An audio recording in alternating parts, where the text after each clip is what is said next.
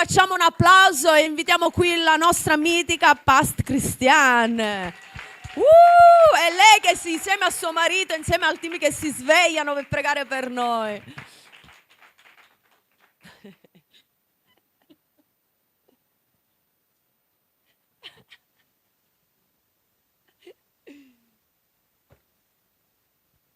Grazie, Past.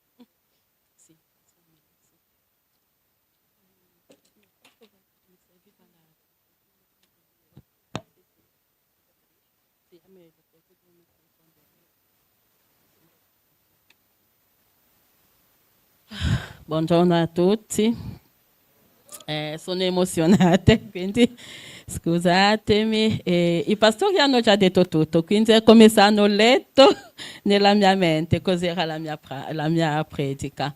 Ma voglio per prima cosa ringraziare loro per l'opportunità che mi danno oggi di condividere la parola, è un onore, grazie Pas. Un senso di ringraziamento e di fiducia nei miei confronti, grazie. Come hanno detto prima, l'anno 2024 non è stato facile, no? Per noi. Diciamo che ognuno l'ha ricevuto e per vivere un anno bisogna una decisione. In che senso? Riceviamo la parola, ma decidiamo noi se fa la nostra oppure no. Quindi se riceviamo la parola e decidiamo no, io non voglio fare questo combattimento, io non la voglio vivere, la lasciamo lì e chi se ne appropria la può vivere.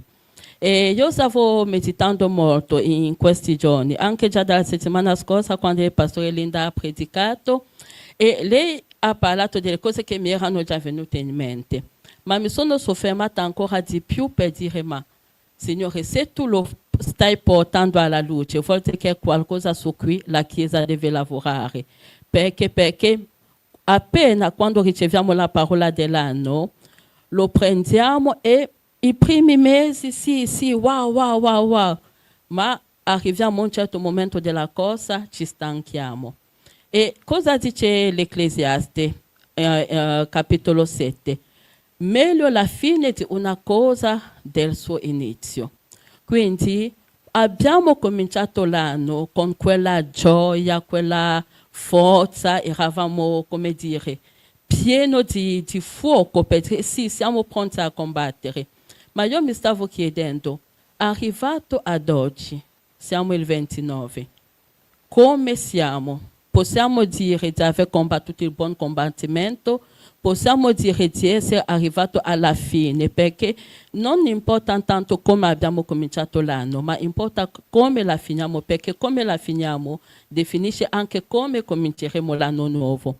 Quindi se abbiamo cominciato bene, ci siamo stancati, ma ci rendiamo conto di esserci stancati e di voler fare diversamente, riusciamo a raddrizzare le cose.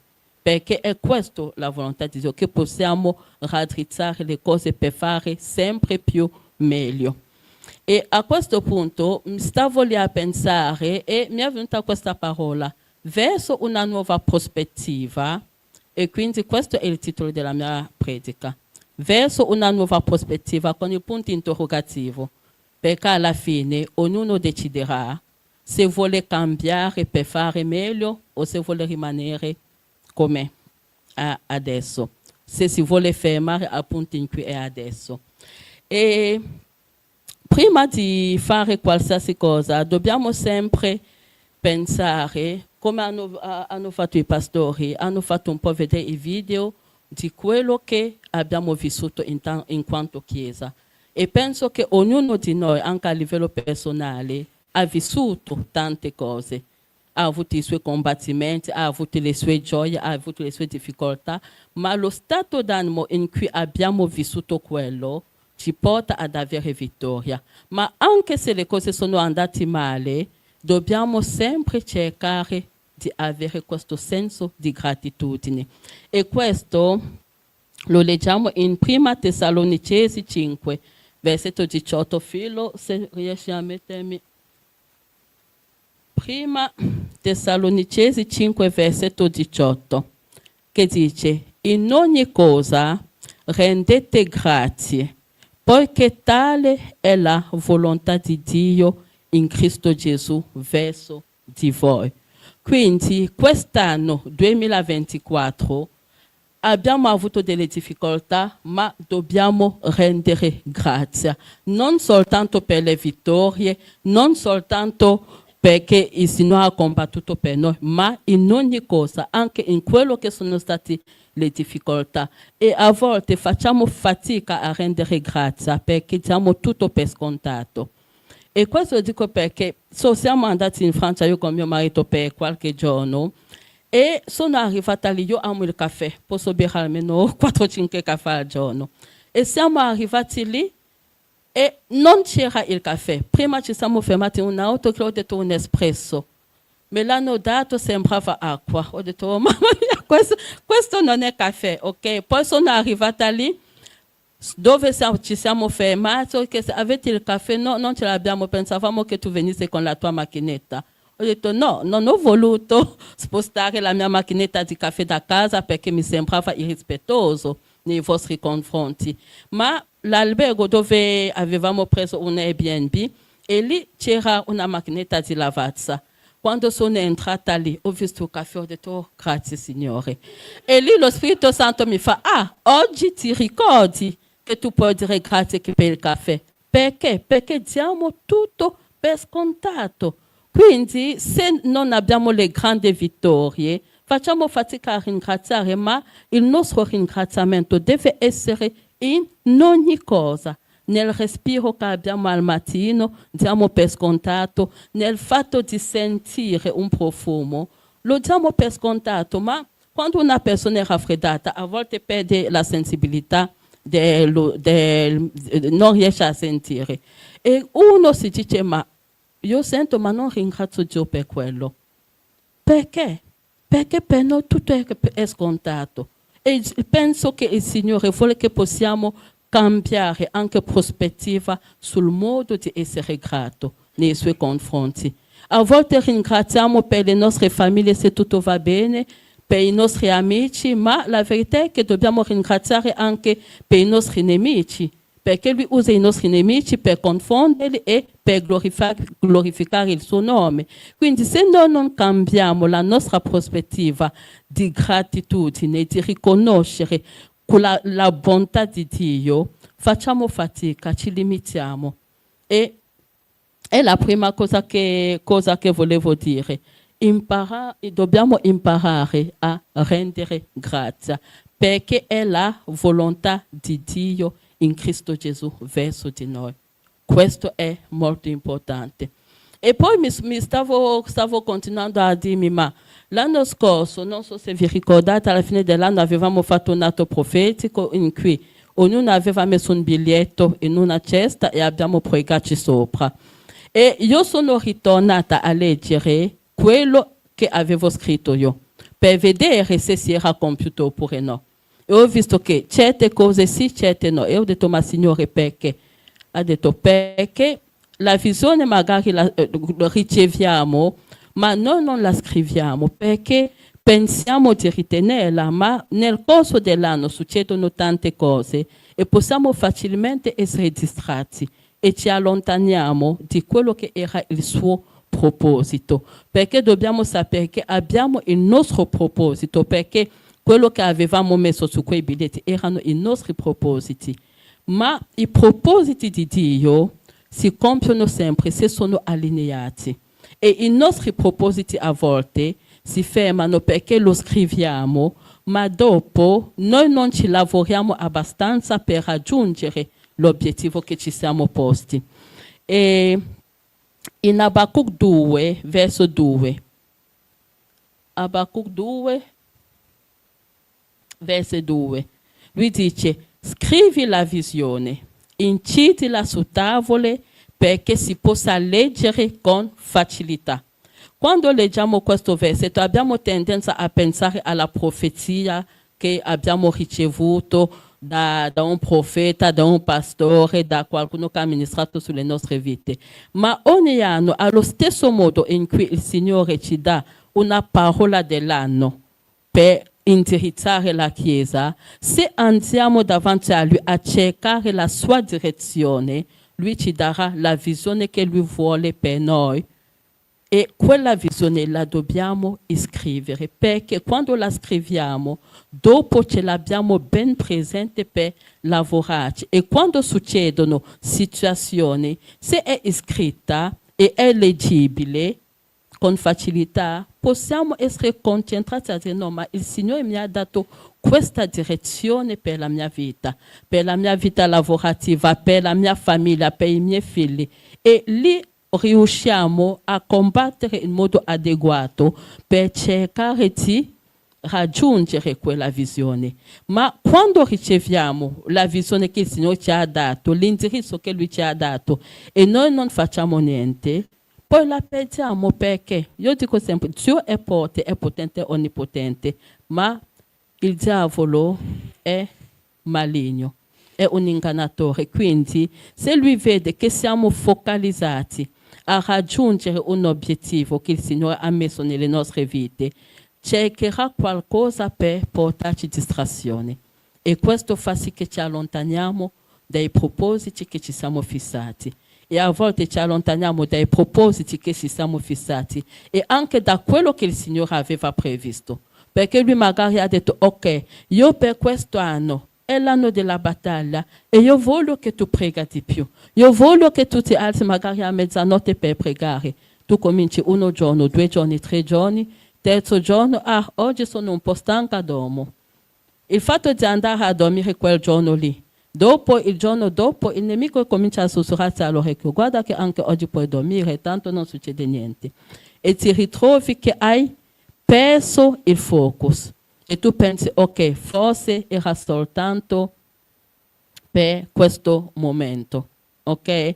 E avevamo avuto tutti gli intercessori di Saba al mondo. L'evangelista Marco aveva detto, ok, aveva fatto questa richiesta, era facoltativo, diceva per tutto l'anno 2024 di fare un voto di Nazireo, quindi dovevamo, chi voleva, o limitare, non consumare dolci o alcol. E era facoltativo, quindi nessuno poteva dire sono stato obbligato. E ognuno doveva decidere, ha detto ok, potete consumarli soltanto in occasioni speciali. E anche lì c'è chi ha cominciato e poi ha pensato, forse era soltanto fino al 31 gennaio. E ho dovuto dire no, se tu lo vuoi fare, lo deve essere per tutto l'anno. E anche lì, io per esempio avevo scelto di non bere alcol o di limitare e ho visto che ogni tanto ero tentata. Perché? Perché se tu non rimani con la visione, il nemico poi te lo fa dimenticare, ti fa no, tanto hai già fatto abbastanza, puoi anche lasciare stare. Quindi è importante, se vogliamo andare avanti, capire che ogni visione che il Signore ci dà, la direzione che Lui ci ha dato per il 2025, lo dobbiamo scrivere e cercare di capire come fare per entrare in quella visione anche per il 2025. Qui ogni domenica si ricordava che era l'anno fa, così che ognuno possa ricordarsi che no, avrò delle difficoltà, ma mi devo ricordare che devo combattere. E se noi non abbiamo ancora chiesto la direzione a Dio, lo possiamo fare, perché noi non dobbiamo aspettare soltanto il 31 per dire ok, aspetto la parola dell'anno. Perché per vivere la parola dell'anno 2025 bisogna aver vissuto bene quella 2024. Per questo il pastore ha detto quale direzione vogliamo dare. Se non abbiamo avuto combattimenti quest'anno, vuol dire che forse eravamo a un altro livello, forse i combattimenti li avremo di più l'anno prossimo.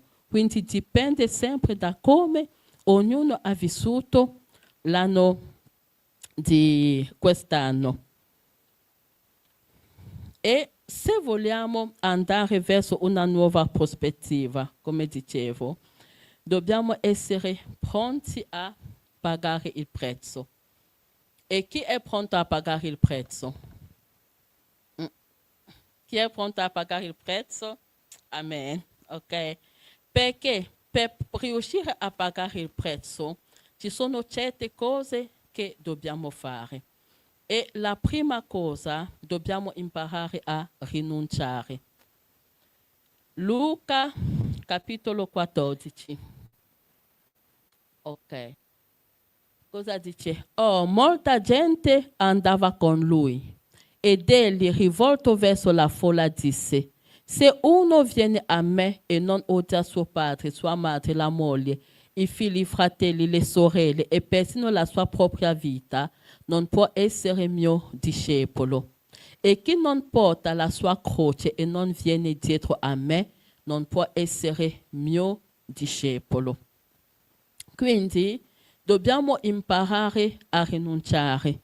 Rinunciare a tutto quello che può sembrare essere, come dire, quando lui parla di famiglia, a volte diciamo no, quindi devo rinnegare la mia famiglia, no, ma dobbiamo avere le giuste priorità. E finché non abbiamo le giuste priorità, ci sentiremo sempre attratti da tutto quello che è familiare, perché cercheremo sempre di accontentare. Ma se mettiamo le giuste priorità, impareremo a rinunciare. E lui dice, dobbiamo prendere la nostra croce e seguire lui. È una decisione e quella decisione implica che abbiamo i nostri problemi, sì, ma i nostri problemi non possono impedirci di seguire Gesù.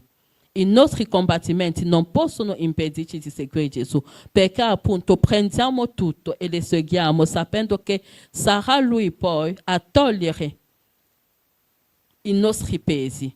Ma se vogliamo soffermarci sui nostri pesi, allora faremo fatica, perché ogni nostro peso sarà un inciampo. Ci ritroveremo a fermarci ogni volta, perché vedremo che dobbiamo prima sistemare quel peso e dopo farò, e dopo lo seguirò. E più avanti lui dice, versetto 28, chi di voi infatti, volendo costruire una torre, non si siede prima a calcolare la spesa per vedere se ha abbastanza per poterla finire? Perché non succeda che quando ne abbia posto le fondamenta e non la possa finire, tutti quelli che la vedranno comincino a beffarsi di lui, dicendo: quest'uomo ha cominciato a costruire e non ha potuto terminare. E quindi dobbiamo rinunciare. Per rinunciare dobbiamo capire: sono pronto a rinunciare, perché noi non dobbiamo prendere delle decisioni affrettate. Sono pronto a cambiare, perché il cambiamento è un costo. Sono pronto a fare veramente quello che mi chiede il Signore. Se noi non riusciamo a rinunciare, saremo sempre lì a cominciare e a non finire. E poi cosa si vedrà dall'esterno? La gente dirà: ma questo ha cominciato a costruire e non ha potuto terminare. Ma il bello è questo, che quando siamo dentro la chiesa possiamo capire: ok, questa persona ha delle difficoltà, ma chi si riderà di noi sarà di più le persone fuori, le persone che non conoscono Dio, perché diranno: ma questo qui dice che vuole seguire il Signore, ma lui non fa mai niente di buono, lui comincia e non finisce, non ha abbastanza fegato per portare a termine qualcosa. E per questo dobbiamo imparare a rinunciare. Anche le piccole rinunce, a volte vogliamo fare grandi rinunce, ma dobbiamo cominciare con piccole rinunce. Così perché il Signore dice che se siamo fedeli nelle piccole cose, lo saremo anche nelle grandi cose. Quindi se cominciamo con piccole rinunce, dopo è più facile rinunciare a grandi cose. E dobbiamo anche imparare a cambiare.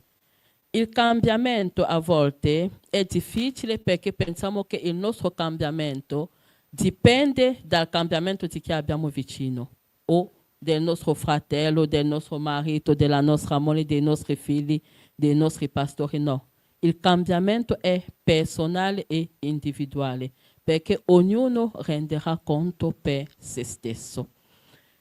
E a volte perché noi non riusciamo a cambiare? Perché ci mettiamo a volte un po' come nel lato della vittima, no?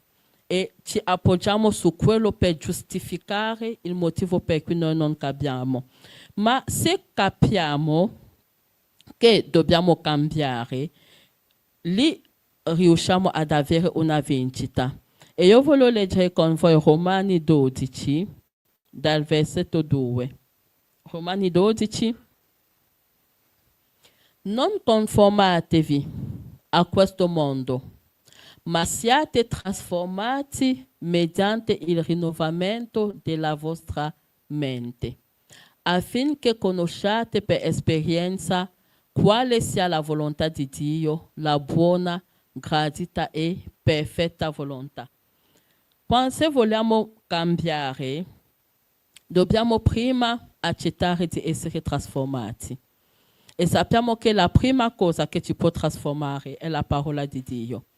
Possiamo dare tutti i consigli che vogliamo, tutte le prediche che vogliamo. Se qualcuno non vuole cambiare, non cambierà. Perché lo Spirito Santo, ognuno di noi deve lasciare che lo Spirito Santo possa fare quel lavoro nella sua vita. Mediante il rinnovamento della vostra mente. Perché il rinnovamento della nostra mente? Perché abbiamo la nostra mente, il nostro modo di pensare, il nostro modo di fare, e ognuno pensa che il suo modo di fare è migliore. Quindi è lo Spirito Santo che ci deve aiutare a rinnovare la nostra mente, sempre se lo desideriamo, perché rinnovando la nostra mente percepiamo le cose in modo diverso, viviamo le cose in modo diverso e vediamo che abbiamo quel desiderio di lasciare che la volontà di Dio si possa compiere nelle nostre vite. E quando siamo trasformati, questo permette di vedere e di fare le cose diversamente. E possiamo accettare di cambiare in diversi modi. E se vogliamo dei cambiamenti sicuri, dobbiamo avere anche le strategie. Se abbiamo la nostra mente rinnovata, dobbiamo avere le strategie per manifestare quel cambiamento. Possiamo cambiare, io qui voglio parlare più a livello spirituale, possiamo cambiare di strategie di meditazione. Non so come abbiamo meditato quest'anno, ma per l'anno prossimo possiamo cambiare strategie di meditazione. Se ci rendiamo conto che quest'anno abbiamo avuto dei challenge, le difficoltà nel meditare la parola di Dio, nel fare la nostra, possiamo decidere di cambiare strategie di meditazione, cambiare strategia di preghiera, perché noi non possiamo sempre pregare allo stesso modo. Perché quando il Signore ci vuole portare in un'altra dimensione, Lui vuole che possiamo fare diversamente.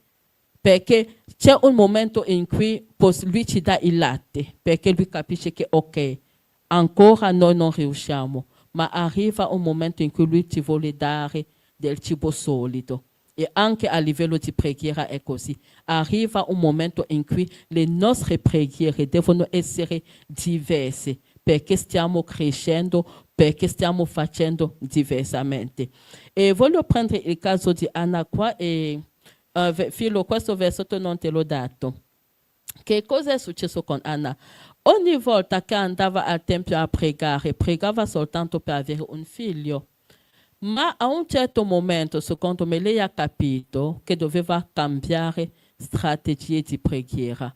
E cosa ha detto? Se tu mi dai un figlio, io te lo consacrerò e te lo ridarò. E lì la sua preghiera ha avuto effetto.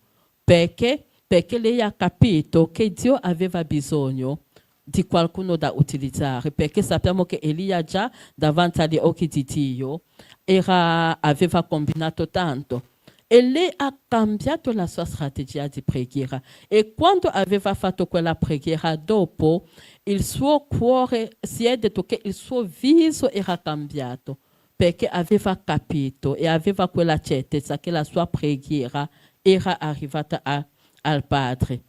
Possiamo anche decidere di cambiare il nostro modo di adorazione. perché c'è l'adorazione che facciamo qui in chiesa, ma c'è l'adorazione che facciamo quando siamo a casa nostra. Possiamo cambiare strategia di combattimento. Magari se la nostra strategia di combattimento è soltanto pregare, possiamo decidere di combattere con la parola di Dio, decretando, dichiarando la parola di Dio.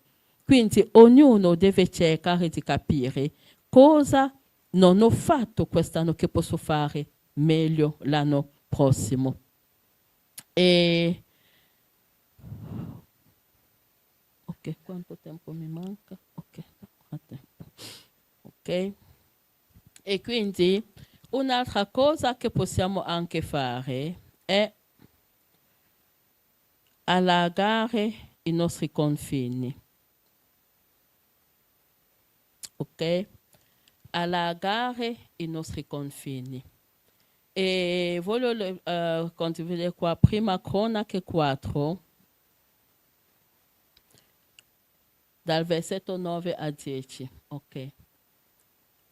Jabez fu più onorato dei suoi fratelli. Sua madre lo aveva chiamato Jabez perché diceva: l'ho partorito con dolore. Jabez invocò il Dio di Israele dicendo: benedicimi, ti prego, allarga i miei confini, sia la tua mano con me e preservami dal male, in modo che io non debba soffrire. E Dio gli concesse quanto aveva chiesto. Anche qui Jabez aveva capito che doveva pregare una preghiera diversa. E la verità è che Dio vuole sempre allargare i nostri confini. E io penso che lo vuole anche fare per l'anno 2025. Ci vuole portare a un altro livello. Vuole che possiamo fare diversamente. Vuole che possiamo vivere veramente la sua grazia. E qui Jabez aveva chiesto a Dio di benedirlo e di allargare i suoi confini, perché aveva capito che aveva bisogno che Dio fosse con lui, che Dio possa avere il controllo totale della sua vita. E noi, se vogliamo che Dio allarghi i nostri confini, lo dobbiamo desiderare, perché visto che lui non ci forza, lui non potrà mai farci fare qualcosa che non vuole. Quindi lui ha questo desiderio di spalancare ancora di più le porte. Lui vuole che per il 2025 possiamo vivere una vita piena di grazia, possiamo andare a strappare ancora nel mondo delle tenebre tutte quelle anime perdute, ma noi lo dobbiamo volere. E quando Jabez ha chiesto che Dio potesse allargare i suoi confini, non ha chiesto secondo me per lui stesso. E anche se l'ha chiesto per lui stesso, sappiamo che la benedizione che Dio rilascia sulle nostre vite lo diamo anche, perché siamo benedetti e dobbiamo anche essere fonti di benedizione. Quindi dal momento in cui Dio allarga i suoi confini, fa sì che anche chi c'è intorno a lui possa beneficiare di questo. E se lo vogliamo veramente, sappiamo che lui risponde a ogni nostra preghiera. Ok? Lui risponde a ogni nostra preghiera. Vediamo che lui ha risposto alla preghiera di Jabez. Perché cosa dice? E Dio gli concesse quanto aveva chiesto.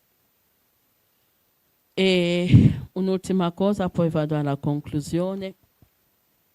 Il Signore quindi vuole rispondere alle nostre preghiere, rispondere ai propositi che abbiamo per l'anno 2025, rispondere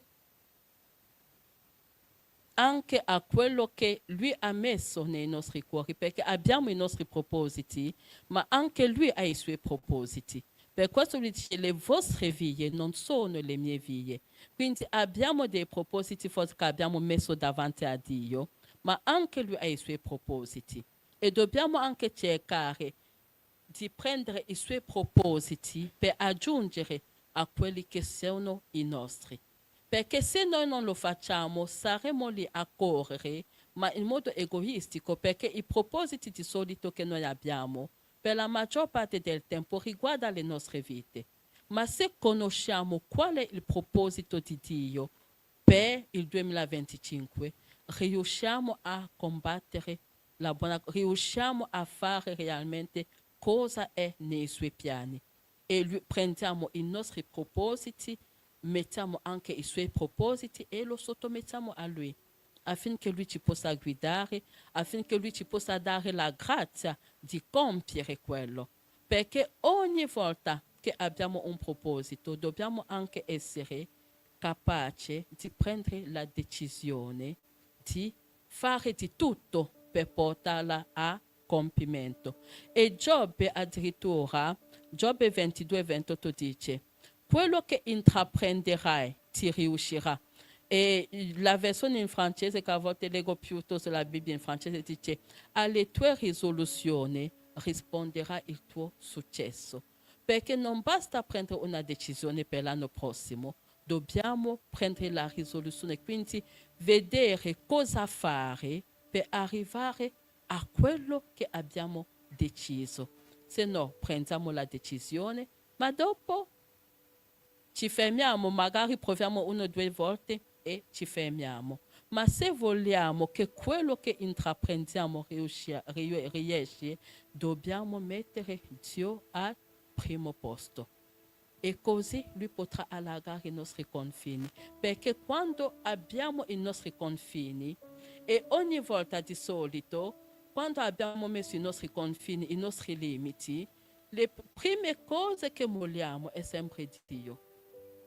E questo non penso che a lui piace, che ogni volta che dobbiamo rinunciare a qualcosa, sia prima a lui, sia prima alla Chiesa, no.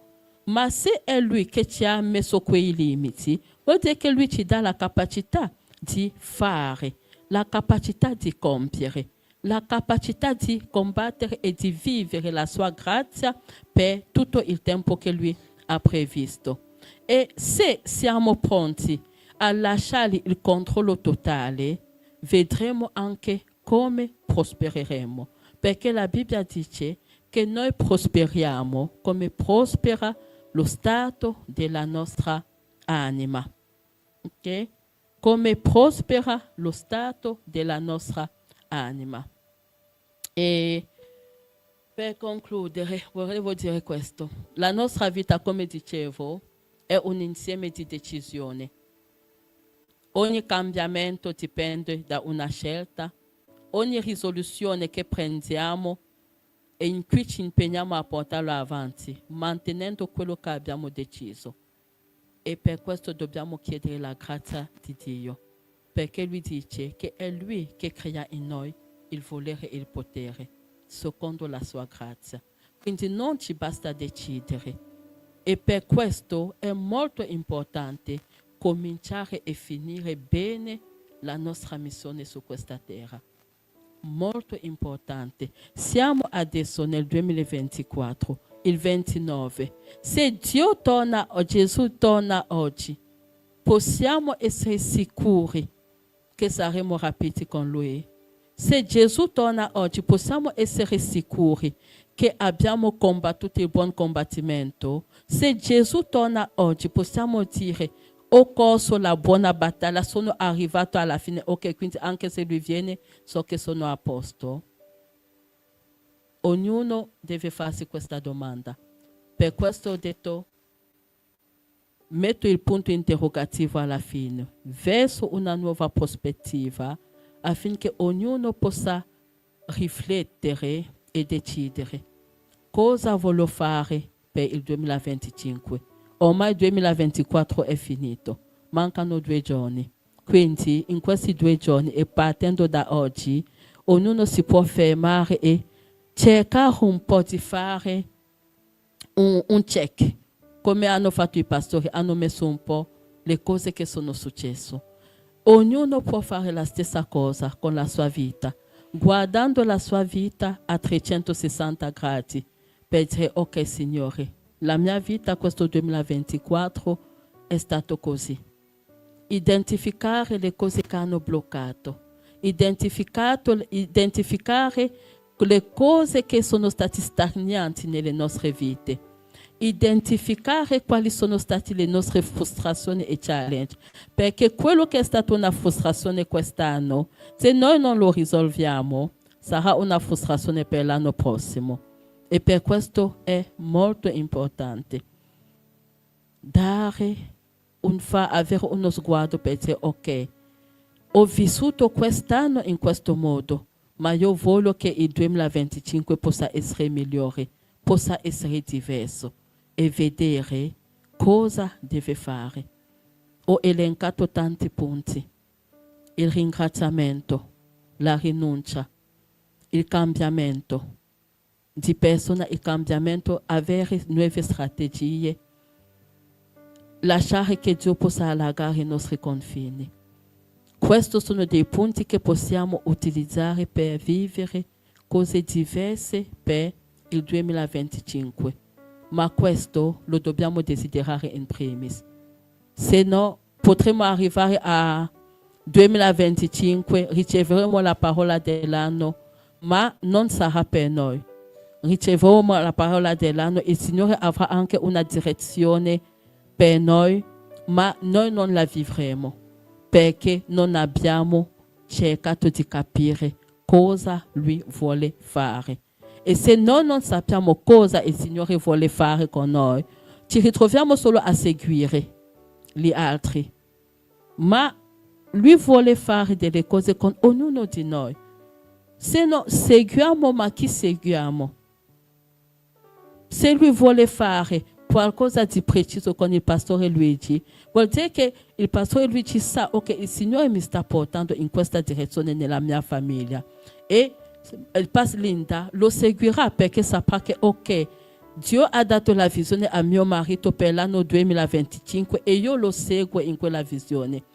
Anche per una persona single, stessa cosa. Ma se noi non sappiamo dove andiamo, cosa facciamo, non posso seguire il proposito del pastore Luigi, perché quello che è dato per la sua famiglia non è per la mia, perché Dio conosce ognuno di noi in modo particolare.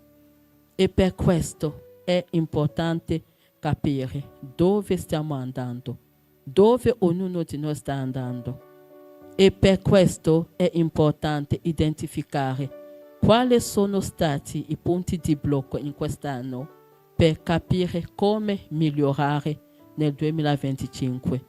Di sicuro, come ha detto il pastore, sarà un anno di grazia, un anno di vittoria, un anno in cui sì, certo avremo dei combattimenti, ma se abbiamo lavorato sui combattimenti già quest'anno, vuol dire che lo vivremo in una prospettiva diversa.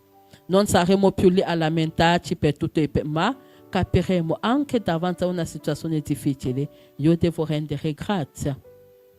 Amen. E se ci alziamo così, preghiamo. E l'ultima cosa che avevo